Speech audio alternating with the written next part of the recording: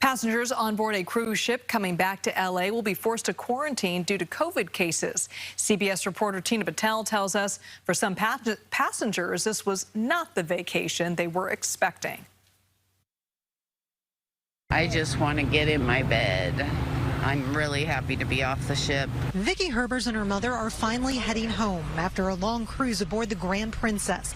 The two contracted COVID sometime last week and were quarantined in their cabin after testing positive.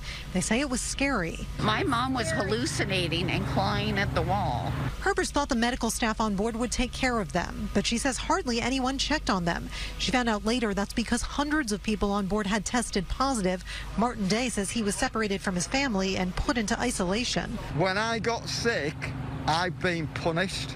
I've been put in a cell with no backup, no support. Princess Cruises would not say how many cases of COVID there were, but according to the CDC cruise ship dashboard, the Grand Princess is at an orange level, which means 0.3% or more of passengers and or crew tested positive.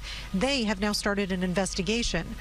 Herbers is a nurse and knows that many medical facilities have been understaffed since the pandemic, but she was surprised when she was told there were only 7 people on the ship's medical staff. 7 people for a ship of more than 2,000 is crazy to me, because the whole ship could have broke out. Day says cruise lines have been dealing with COVID outbreaks since the beginning of the pandemic, and he thought they'd have better protocols in place.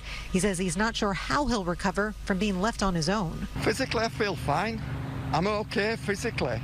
Mentally, I'm not very good, because I shouldn't have had to go through this. Now, during the early days of the pandemic, the same Grand Princess ship was anchored for weeks in the bay, you probably remember, following a COVID outbreak on board.